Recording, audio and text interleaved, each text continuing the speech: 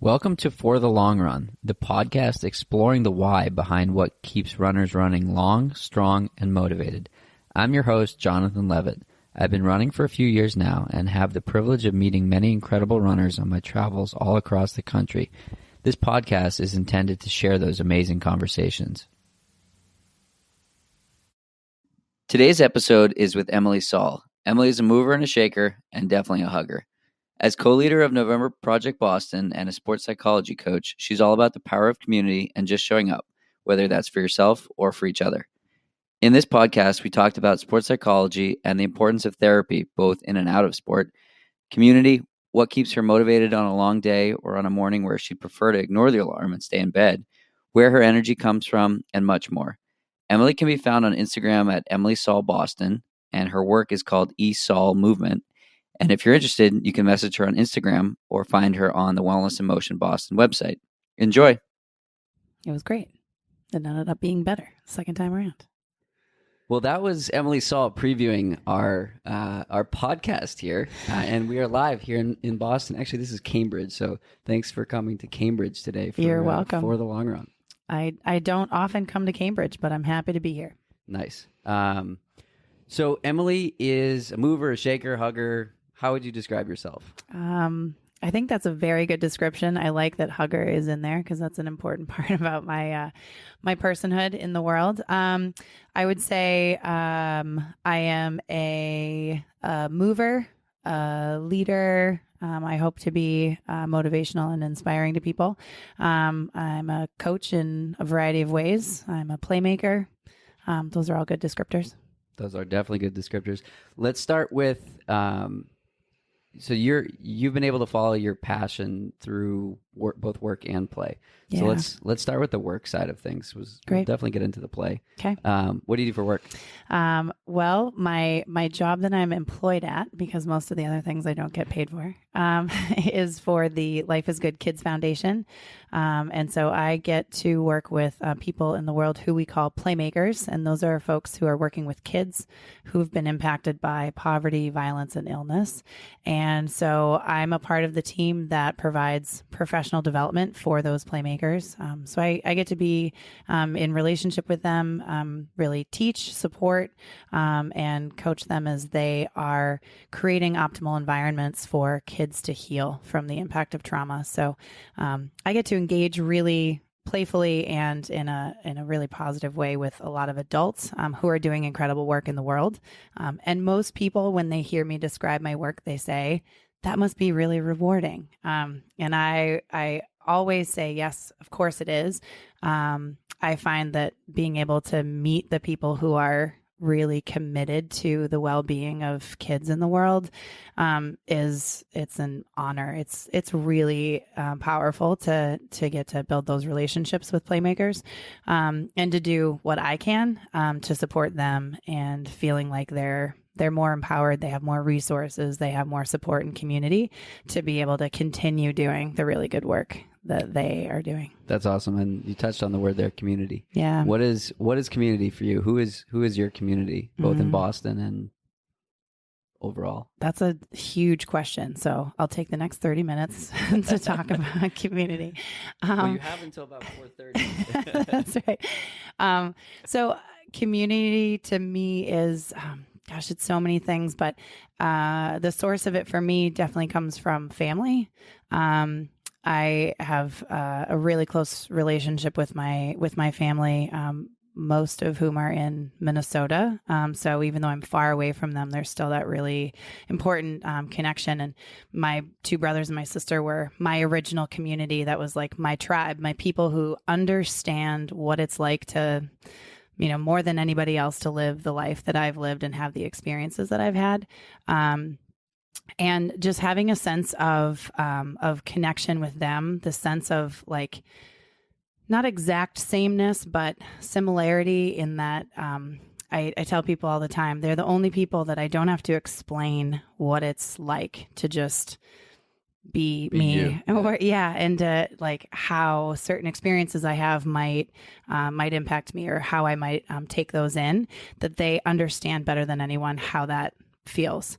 And I think that all along the way in my life, whether it's going to different schools as I moved around as a kid, or going to college, or being on a team in college, and even moving to Boston, my different work communities, as well as the November Project, which is a giant and significant community in my life, I think the carry through and the thread that is consistent through all of those is that there is this sense of finding my people. And I think that phrase gets thrown around a lot, but that sense of having people who you have enough in common with, that there's a sense of trust, and of like, I know you and I see you and you see me, without having to do a lot of explaining.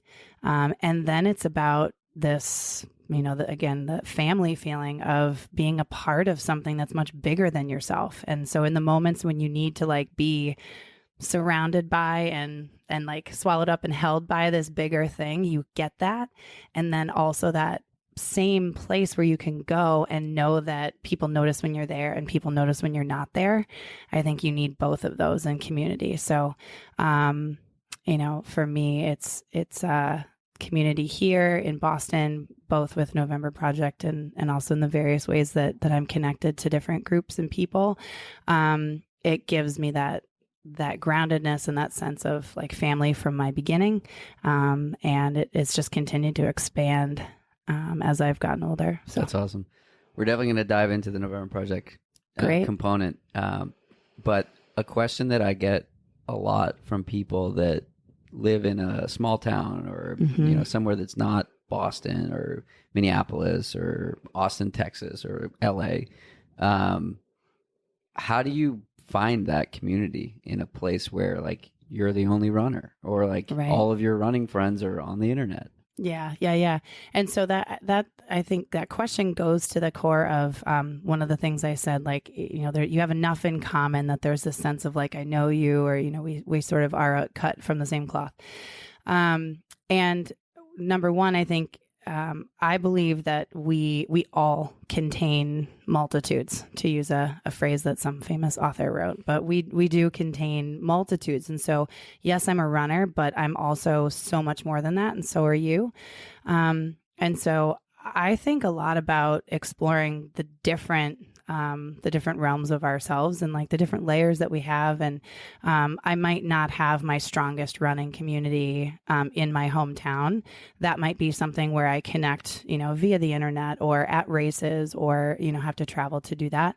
But there are other aspects to each of us that we can really explore. And I think one of the joys of just being around people in general is that we sometimes don't realize all the sides to us, or all the depth that we have. And it's only when you start conversations, and, when even in a small town, there are people around. And so it's being willing to put yourself out there and talk to the people who you've known your whole life, but maybe ask some new questions and learn a little bit more about what that person is beyond that small town. And it's also being willing to like meet new people and get out of our comfort zone. So that's one of my favorite things, just about like day to day, is that, I'll walk down the street and I really enjoy like making eye contact and like giving a nod or smiling or saying hello, or even as I'm running, like throwing out a high five. And I'm always very cautious, like 20 yards in advance, to throw the hand up. And I name it. I'm like, high five coming your way. So people don't think I'm assaulting them. Assaulting them. Very clever. But it's those kinds of things where I end up in conversations with like the security guard in the airport, who tells me about his daughter who's looking for an internship. And like, And those then are that person goes home and says like, "Hey, guess what I did today?" right. Yeah. And so I think life is like filled with those amazing opportunities if we're looking for them and if we're open to them.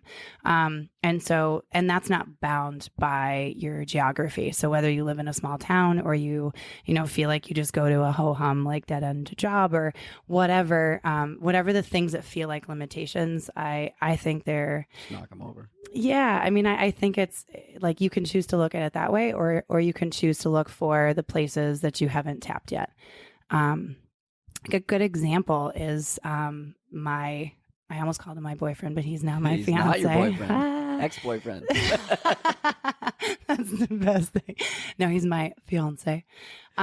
He we just had like an occasion where like somebody asked us about like, it's like early life stories, like, where'd you come from and that sort of thing. And we're familiar with each other's stories, but because we were telling somebody else, we were able to listen to each other's stories, not just for the things that we already know, sort of like, yeah, blah, blah, blah, same old story, but listen for the things that we hadn't heard before. And then we had this like amazing, rich conversation afterwards. And that's what I mean by, even if you're with the same old people, like ask new questions or, choose to look for the things that you don't already know and like be open to being surprised or to be curious, because I think that brings a lot of richness and like a lot more. There's a lot more potential. Definitely. So we'll get back to that. Let's jump over to November Project. Okay. How did you? It's the community that connected us. Yeah. How did you get connected with that group of crazy humans? What a good community. So my story, I think is, it's pretty simple, but, and it's fairly, similar to a number of people who at the same point in time, like in the calendar, learned about November Project. I had been in Boston for 12 years before I even heard of it. And, I was doing my own thing. I was training happily. I was running plenty. I was lifting weights on my own. I was like doing a bunch of stuff, and I wasn't really looking for the community aspect. And one of my friends sent me an email with the website, which I looked at, and I was like, I don't get it at all. It's a very simple WordPress back in the day. I know, which only changed about 6 months ago. So I looked at it and I was like, I don't understand why I need to like show up to Harvard Stadium, because I was still connected to, I was a strength and conditioning coach at Harvard for a number of years. And so I was still connected like on campus, and I would go to the weight room. And so I was like, I can go to the stadium anytime I want. Why do I need to be there with 100 people? At 6 a.m. Yeah, absolutely. And it was only after like a series of, 2 or 3 people had mentioned it, or it kind of came across my plate. And it was finally when actually an athlete, a Harvard graduate who I had coached there, she was on the national rowing team. And she posted the Runner's World cover article about November Project. And I was like, okay, I've got to finally figure out what this is. And I think like a lot of people, it took having a friend who I could show about it and who was willing to go with me that first time, just to check it out. And so I went, and I've said it before, but I literally never stopped going because it met so many of the needs that I didn't realize I actually had at the time. I was missing a lot from having been an athlete in college and very much loving that feel of being on a team, having that kind of community and family. And I love the feeling of having those people around you who challenge you and like work hard, and who for me, inspire me to work hard because they're working hard, not just because I want to be faster than them or better than them, but like, oh They're shit, yeah, that's awesome. And then I like find a new gear, and I find new parts of me that I hadn't been tapping into. And again, I think that's some of the greatest like richness of life. And so I remember probably just a few months into going, my sister, I was home for probably the holidays, and my sister was like, what is this thing? And like, Why are there so many photos of you running? Keep talking about it? And like, why do you matter? Why does it matter so much? And I started describing to her what it felt like when I was there, and some of the people that I had, from afar kind of been like, oh, they're amazing. I want to be friends with them. So I'd go find them and sit next to them. Yeah. I mean, people who now are like my closest friends in the world. I would like stalk them down and sit next to them at the group photo and be like, hi. I'm going to find your name because you'll be tagged. Exactly. And my sister's response when I described that was, she just sort of like nodded her head and she said, oh, you found your people. And I was like, yes. And I hadn't put it in those words before that. So I think, November Project for me it's a community, it's a movement, like it's an idea that resonates very much with who I am as a person and the way that I believe people want to continue to grow and be challenged in their lives. And it's fun and it's weird and it's like all these things that you would never expect. And, anybody who knows me knows that I love to get into a deep conversation. I probably won't in the first 30 seconds make you laugh, but I will like get to the bottom of your soul. And so for November Project to be a place that like is filled with weirdness and fun and like, costumes or, weird things to call in response and that type of thing. It's like a great environment to cultivate that side of me too. Definitely. So switching gears again, you mentioned you're a coach. Let's talk about that. Yeah. So I definitely spent a lot of years doing strength and conditioning coaching. But I'm also my academic background and professionally got my undergrad degree in psychology and went to grad school for sports psychology. And that has always been a really big interest, passion of mine. At its core, I believe that sport can really teach us everything we need to know about life, about ourselves. Yeah, it's a incredible classroom to be able to learn and discover. It's a laboratory. It's all the right spaces that we need to continue growing. And so I've been working on cultivating my newest career transition that is looking at sports psychology coaching and really helping people use the movement that they have in their bodies and the movement, the progress that we're trying to make in our lives and enhance both of those with the other. It's something that I see at November Project all the time. I see people who don't necessarily believe in themselves or they don't think, they look at the stadium, they're like, there's no way that I can finish a full tour. And what happens in someone when they do, or what happens to someone is possible. Yeah. I mean, that it's one of the greatest joys for me is to see people see in them the things that I've been watching as they've been running stairs around the stadium, or the times that like I might say to somebody like, you're a badass, and they're like, what? And they don't believe it for a long time, and eventually they're like, they start to see it. Right. And then what I think is really powerful is that when people see that in themselves, it translates in two directions. One is it translates into the other things that they're doing. It's hard to see yourself as a badass, as an athlete, or as a physical human being, and to not begin to see yourself in your work or in your family and the other pursuits that you have as a badass. And so I'm all about leveraging what we do in our physical movement. The other way that it translates is that people start seeing that in others. And so they become these like a beacon. Yeah. And it's really those like ripples of, I can see this awesomeness in myself. And so how do I begin to see it and help, nurture it, cultivate it in other people?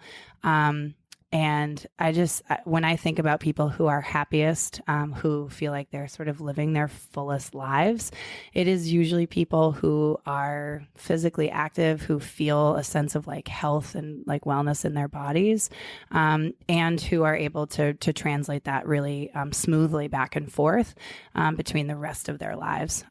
So my intention in being a sports psychology consultant coach is I want to give as many people an opportunity to leverage that in their lives as possible, and just create more movement that feels really good. And my background was psychology. I'm a licensed mental health counselor as well, so I'm really enjoying the middle ground of sports psychology coaching and clinical like counseling, because most people in the world, like if we all just asked ourselves, would I be maybe a little bit better, happier, more functional if I got some therapy? The answer for like everyone is yes. Yes. But most of us don't pursue it because we're not like, quote, broken, right? Where only if you have like problems do you do that. And the same thing with a sports psychologist. Most people go, I'm not an elite athlete. Like I don't deserve that, or that's not for me. But we would all benefit from some training and from some like strength work around our mental game and the mindset that we bring to all of the fitness that we do. And so I want to bring this like awesome intersection of both of those things to as many people. How do we as I get more can. people to do it? To seek out a therapist, whether it's mental health or sports psychology or what? I mean, in general, I would say like, let's just stop judging ourselves first and foremost and stop judging other people. I honestly think that most of us don't go around like holding a lot of judgment for others. If we hear that they go to a therapist, there's probably at least a little part of us that is like, oh, I wish I could do that. And so the bigger thing is like, let go of judgment for yourself. Like it doesn't mean that there's something wrong with you if that's something that you want to pursue. In the same way that we go to the doctor for our wellness visit, we like go get our annual physical exam, not because we're sick, but because we're well and we want to maintain that or improve it. I think it translates really well to all of your work with Inside Tracker. Like it's not about let's just prevent ourselves from dying, but let's like live optimally. Life, and that's where I think like I want to like shine a big light on that we all deserve to live fully. We deserve to live with happiness and joy and to pursue the things that we really enjoy and not just struggle through that, but to find space where we can optimize because we all have that potential. And so I think pursuing mental health services, pursuing work with a sports psychology consultant or a sports psychologist is worthwhile because we get to like be the best that we can and not just avoid brokenness. The best investment possible. I started seeing a therapist in August, and awesome. And for the first like 2 weeks after starting to see him, I was telling people about it. And literally every single person for a stretch of 2 weeks was like, I see a therapist too. It was like 9 people. And I was like, no one shit, talks about it. This is insane. Nobody talks about it. I've never heard any of you guys talk about this. And it's just like people are doing it and they're not talking about it. But now people are talking about it. And it's like, I was messaging with a friend earlier today and she's like, it's the highlight of my day and week, and like that sounds weird, but like it is what it is. And I'm like, I totally agree, because you have somebody that's willing to listen to you, and you're whole and perfect no matter what, right? And then it's just like a I don't want to say dumping of like what's going on internally, but it's a dumping of what's going on internally. And it's just like, it feels so good to just talk. Yeah. I mean, it's true. I think it's one of the reasons why we seek so much on social media, because we actually have a platform to be able to express ourselves. Right. And for, for there to be an audience. It's just that it's a very uncontrolled and, Highlight. wild Yeah. audience. And so by picking someone who not only is like trained and invested in listening in a compassionate and supportive and kind way to you, and who also can be a great resource for you, is probably a far healthier way of getting our needs met than social media. But yeah, I mean, when it comes down to it, like at our core, we all want to be seen. We all want to be heard. We want to feel like we matter. And a lot of times therapy gives us, gives us a space to, whether it is like, I just got to dump all the stuff that's in my mind and like figure out how to sort it out and find the meaning in it and that sort of thing. Or, whether there are particular events or things that have come up and have been challenges for us in our lives that we really need to process and get some support around working through. There's so much value to that.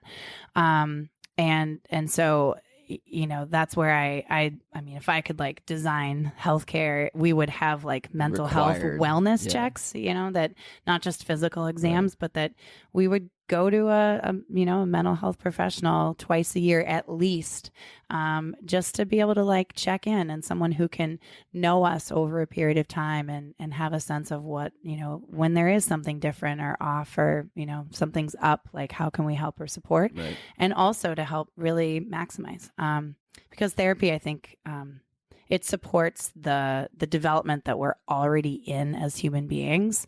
And it just kind of cuts through some of the difficulty that we find when we don't live in a super supportive world for our own healthy growth and development. Definitely. Where did you see yourself when you were going into college? Like, would 18-year-old Emily be surprised or sort of like, yeah, that makes sense? That's a great question. Quite honestly, 18-year-old Emily Saul had no idea what she wanted to do.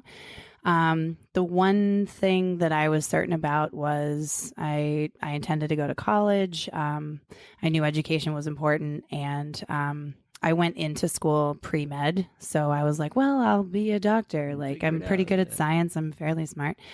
Those kinds of things.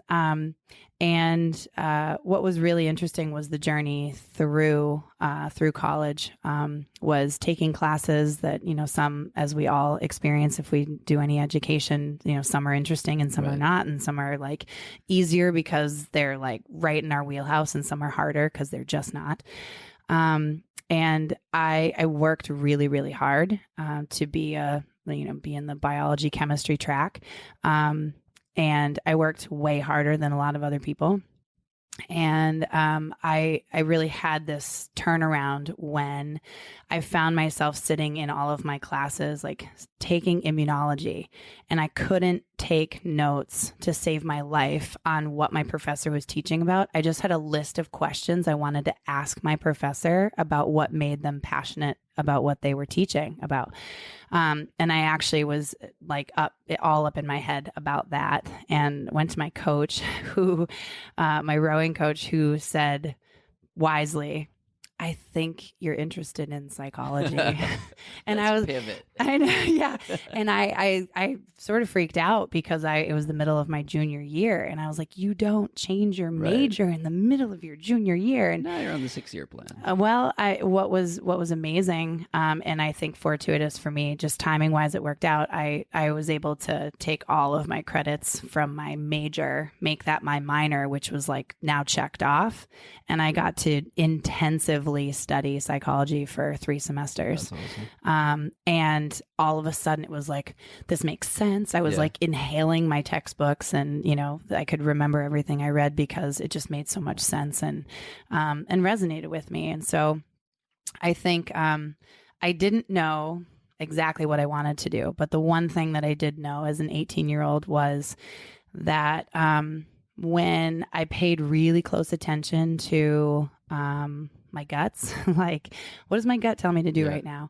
And when I paid attention to the opportunities that were right in front of me, I didn't have to make decisions more complex than they needed to be. And if I could trust that process, things became really clear. And, that's how I made my decision about where to go to school. I only applied to 2 undergrad colleges, and I only applied to 1 grad school. Rolling the dice. I know, right? Good examples of like, this is the path. Yeah. And so that's the one thing that I knew I could do pretty clearly. And it has led me all the places that I am right now. And the opportunities have really just been present, and I've just had to pay attention and jump on board. So you do a lot. You start your days early. You end your days late. Where do you find the energy for all of this? Well, I'm going to give credit, I think, to my parents. I was just talking to my mom this weekend, and my mom and I are very much alike, but she's probably the most, I would describe her as like, she's the most delighted human being to be in the world there has ever been. Like, she experiences all things with just this like intense joy. Yeah. And like, delight is my favorite word to describe her, because if you meet her, she's delighted to meet you. Yeah. and you feel that. You're just like, whoa, I just want to be around you. And so I look at the way that she learns things. She just turned 72, and the way that she continues to be excited about learning and about like adventure and about all the things that she does. I observe that. I watch that in her, and I go, oh, that's what happens inside of me. So, I think because the things that I do spend my time doing are things that I'm clearly passionate about, I get a lot from that. I feel energized by, and I feel really motivated by, the community of people that I'm around, and seeing them value the time that we spend together when people show up for workouts at November Project. And in my work, I see people who continue to be invigorated by the work that they're doing, even though it's really challenging, difficult work with kids. And I'm like, I'm helping in that. Like, that's amazing. That feels really good. I think even with like my fitness and like my movement practices, I pay attention to do the things that really fuel and inspire me. I'm not super good at like throwing a ball around, so I don't go play on a, softball league. Right. But I love running. I love what it does for me. And I just try to be really intentional and be present and aware of those experiences while they're happening. Because when I do, I'm like on top of the world. If I mindlessly just sort of chug through or, don't do something that's really fueling to what I need kind of energetically, then I'll be depleted by that. But otherwise, just stay tuned in and do the right things. That makes sense. So we have a couple of questions that have come from friends of both of ours. Lauren Padula wants to know, how did you get to be so damn cool? Thanks, Lauren Padula. I think the only answer to that is I really honestly I'm certain that I'm not cool. And everybody I know who's really cool is like that. Yeah, I'm not. That's the bottom line. I'm definitely not cool. I think we're going to disagree on that one. Sorry, Lauren, we didn't get a good answer out of this. I can't tell you. Has there ever been a day when you didn't want to just show up? Yes. Oh my gosh. Besides rest day brags. Right. Which I have done a few times. Okay. Things. So I can't remember whether it was Nick Rod, my dear friend who just retired from leading the Baltimore Tribe, starting and leading the Baltimore Tribe for 5 years, or if it was BG himself who said, there's this idea of like 1 out of 52, right? Like take Wednesdays, because we've got 52 Wednesdays in the year. And like 1 out of 52 of those, inevitably, you're just going to be like, man, I don't want to be there. That I sounds don't like a want to BG wake thing to up. I say. don't want to show up, like whatever that is. And so, yeah, honestly, of course there are. I wouldn't be human if there weren't. And to be, I think like full picture, there have been times where I've worked really hard with my various co-leaders to have those days where if it's just like not a good thing for me to be there, that we know that we can support each other in like not being there. What's the line? Put your mask on before you put. Right. On the on the airplane, you gotta put your mask on before you help others. Right. And in my work with the Life is Good Kids Foundation, we say a lot, you can't spread what you don't have. Right. And so if you want people to be inspired and fierce and work hard, but you're coming from a place of feeling off kilter and unrested and uninspired, right, it's going to be difficult, not impossible, but difficult to do that for others. So it's like working with a doctor that smokes or like something like that. yeah, like, right. So I think for the most part, we try really hard to have good boundaries around that. But the other thing that I've also discovered, and this I believe is part of the what people call the magic of NP, is that I do my very best to check myself when I have those days where I just don't want to go. Is it because I'm like not well rested and all of those things? And I can make a choice to say I absolutely need to sleep because, right, all the things. But there are some days where it's like, well, does it matter? And it is cold and like it's been a long winter and all those things. And those are the days where I'm like, I know that I'm gonna feel good at the other end of this. I know I'm not gonna like sleep right now and wake up later and just be like, I'm so glad I didn't go.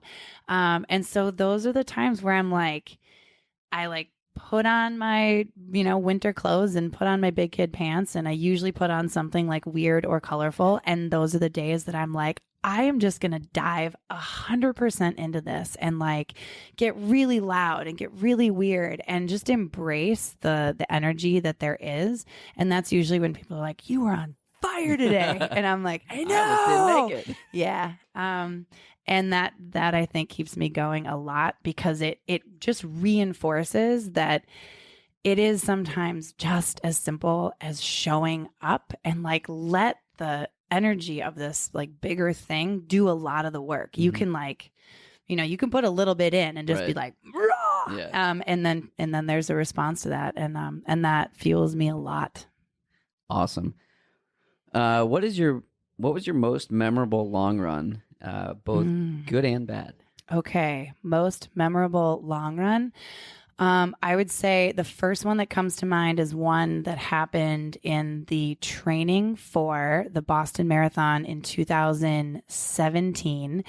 And I was running with my good dear friend, Scott Yellow Goldstein. And he had been training with me as the president of the Emily Saul fan club because he wasn't actually running the marathon. That at that point he got an opportunity to do a charity bib like 2 weeks later, but and so then he was like, oh good, I'm already well trained for this. Seems to be like a theme in our group of friends. I know. But this was so we had like during I think the maybe 16-mile long run week, it was like 60 degrees in I don't know, early March or February or something. And so we were just like ridiculously hot and uncomfortable and awful. But then this was during our 20-mile long run. There had been a ridiculous storm. It was still snowing while we were running. And Scott and I, we went out to Heartbreak Hill and we did the Heartbreakers. We were doing 2 times the Firehouse Loop. And we were in like full winter gear, ski goggles because it was still snowing. And so I wore like a face mask and ski goggles for 20 miles. See, it's not just me that does it. That's right. It's a normal thing. And we ran the first loop and all was good. And we went out for the second loop expecting that the water stations would be there. And then they weren't. And so we got to like the 15-mile mark.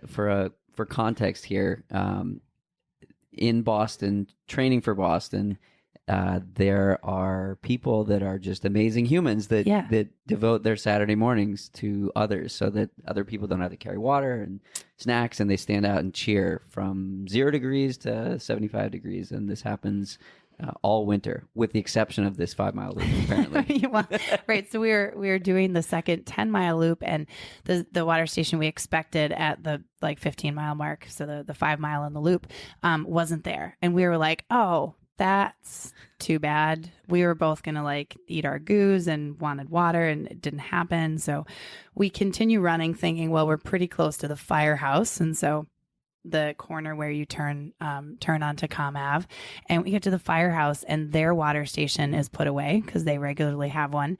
And there's the Newton Fire Department, and there's no one there. We knock on the door, and there's no one there. Maybe they're out fighting fires. That's possible, but we were thirsty, and so Don't because they have all those hoses, I thought so too. So we looked around the corner of the firehouse to see if there was something, and the only thing that we could find were their trash and recycling bins, which had about 6 inches of very, very fresh snow on top of it, and so Scott Yellow and I ate the snow from the top of the recycling bin in order to take down our goose and finish our long run. And then we felt amazing and crossed our fingers and hoped that we didn't get sick, but we didn't. And that was definitely the most memorable. So I'm feeling like I got set up here because that question came from Scott. No, that's funny. So, okay. Well, then I answered it correctly. That's hilarious. It's a good thing that you didn't say something else, and he would have been really disappointed. Right. Okay. Well, I think that covers it. Thank you so much for coming on to chat. You're welcome. And we'll talk soon. All right. Thanks, John.